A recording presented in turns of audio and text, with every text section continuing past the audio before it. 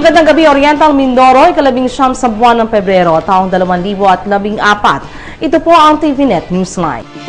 At sa ulo ng ating mga balita, Bureau of Internal Revenue may e-launch na. E-taxpayers na walang access sa internet pwedeng gumamit ng libre. Mga kabataan, pinagkalooban ng dental care kits sa pagdiriwang ng Oral Health Month. Pagpapataas ng produksyon ng palay sa lalawigan patuloy na pinagtutuunan. At sa detalye ng ating mga balita, upang mas mapataas pa ang produksyon ng palay, isang pagpupulong sa pagitan ng Provincial Agriculture Office at mga tanggapan ng Municipal Agriculture, Farm Technicians at iba pa ang sinasagawa sa kasalukuyan sa isang kilalang resort sa lungsod. Ang nasabing pagpupulong ayon kay Provincial Agriculturist Petronilio Di Mailig ay isang pamamaraan upang malaman ang ilan pang pangangailangang agrikultural ng mga magsasaka sa bawat bayan sa lalawigan upang mabigyan o mapagtuunan ng pansin tungo sa pagtaas ng produksyon. Ang Department of Agriculture Regional Office ay very supportive sa Provincial Agriculture Office o sa provincial government.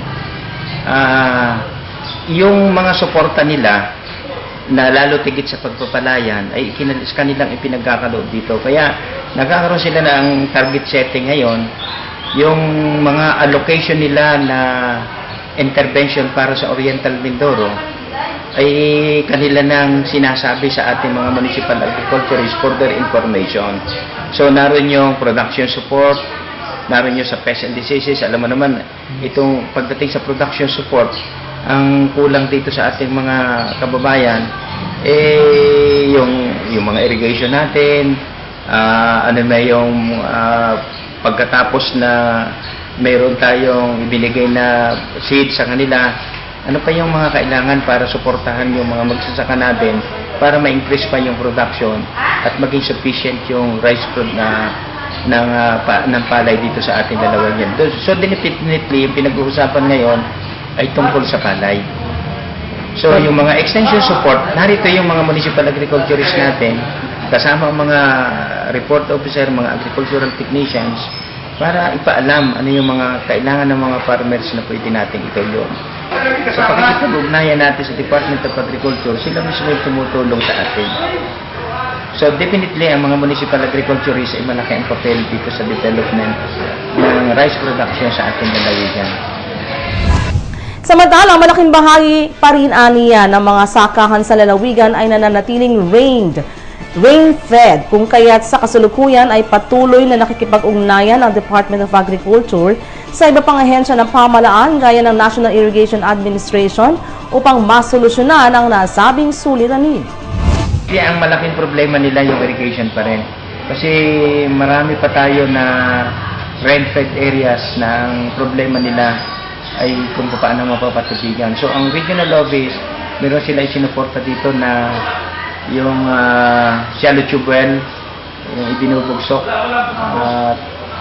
para ang tubig ialsa, no? So definitely ito ay underground water na pinadadaloy natin sa palayan natin mga kababayan.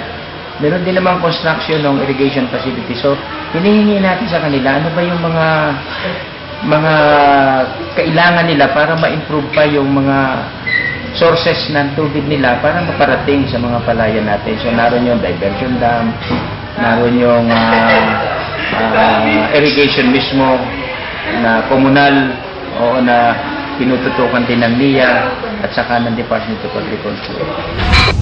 Ilan pa naman sa tinalakay sa nasabing pagpupulong ang geotagging, production support para sa mga magsasaka, irrigation, post-harvest at iba pa. Samantala, patuloy pa rin hinihikayat ng Department of Agriculture ang mga magsasaka sa pagsusulong ng organikong pamamaraan ng pagsasaka upang maiwasan nila ang posibleng pagkasira ng lupa sa hinang paggamit ng iba't ibang pestisidyo. Sa ibang balita, sa pagdaraos ng Oral Health Month na may temang ngiping pinatibay, ngiting walang humpay, para sa kinabukasan ay maginhawang tunay. Isang programa ay inorganisa ng Pamahalaan Luzon sa pamamagitan ng City Health and Sanitation Department, ikalabing-siyam ng Pebrero ng kasalukuyang taon sa mababang paaralan ng Barangay Lazareto sa lungsod.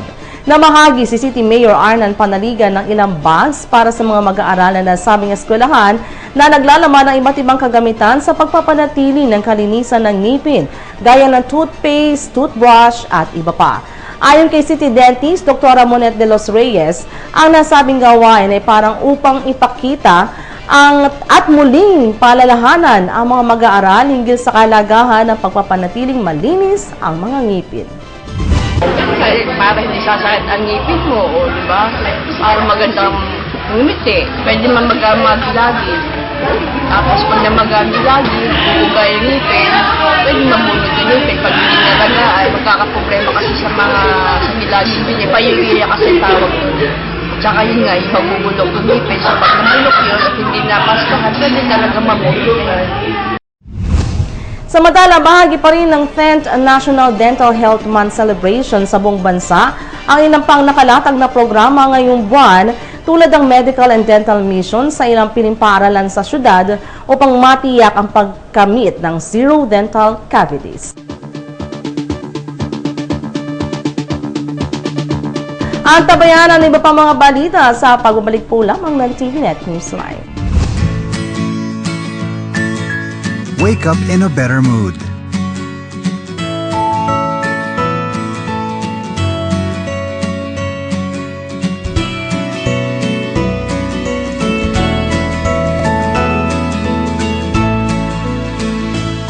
Look better with cleaner clothes.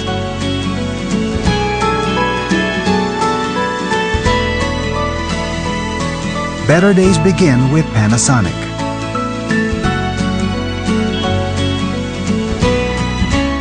Smart ideas for a better life.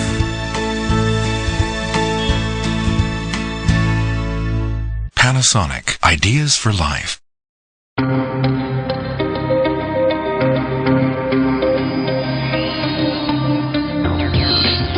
New Toshiba LED Power TV.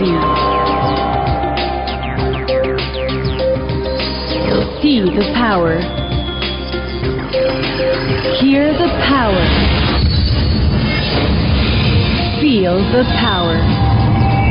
Toshiba, my choice. LED Power TV. Toshiba.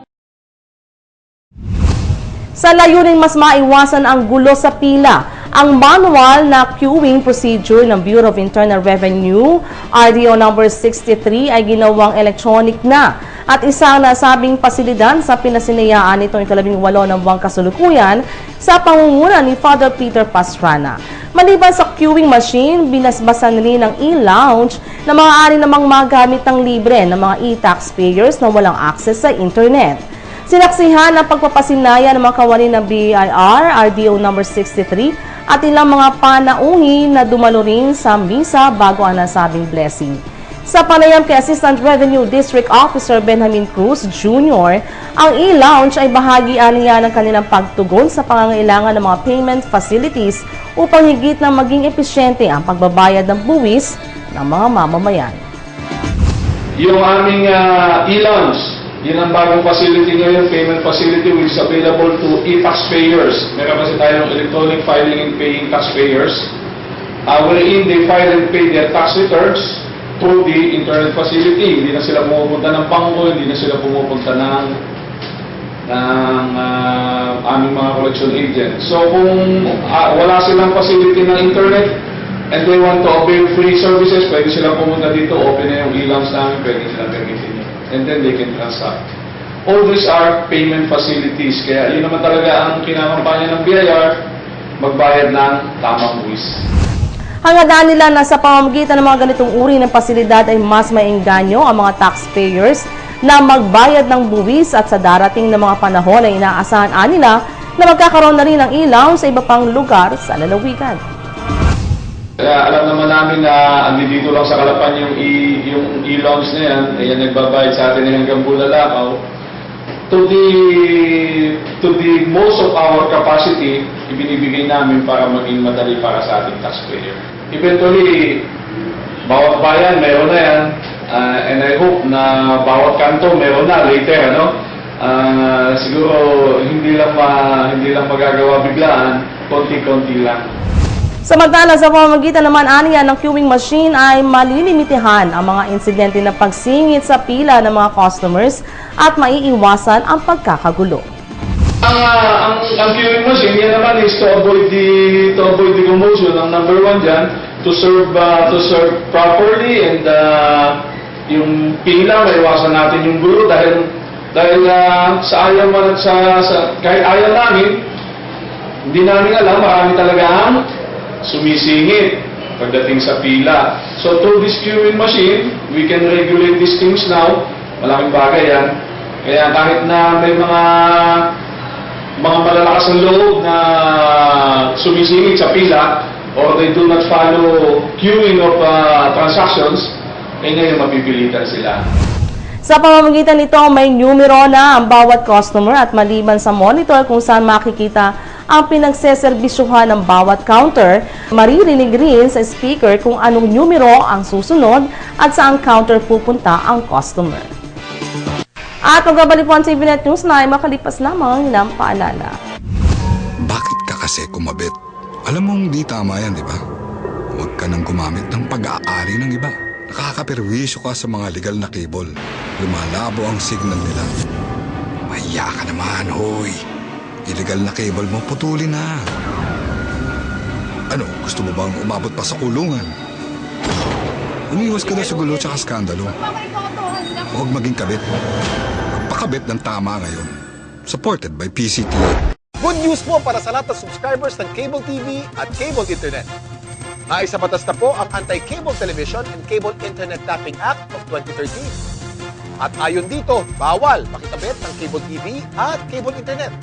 Ang parusa sa sino mang lumabag sa batas na ito ay pagkakakulong at pagbabayad ng malaking multa. Bayad ka na nga, kulong ka pa. Kim Atienza po, nagsasabing pagdating sa batas, hindi weather-weather lang. Huwag maging kabit. Supported by the PCTA. Dahil sa tax-paying season na, tulad ng palagian nilang ginagawa, nagbigay ng paalala ang Bureau of Internal Revenue, RDO number 63, sa mga mamamayan na magbayad ng kanilang tamang buwis kasabay ng pagdalo ng ilang taxpayers sa seminar hinggil sa bagong income tax return form. Hapon ay 18 ng buwang kasalukuyan. Again, pinapaalala po namin, on or before April 15, yung income tax return, lahat po ng may kita para sa taong 2013, empleyado, negosyante, korporasyon, lahat po ng may kinita, dapat pong mag-file ng income tax return. Please do so on or before April 15. So to avoid the rush, please do it early.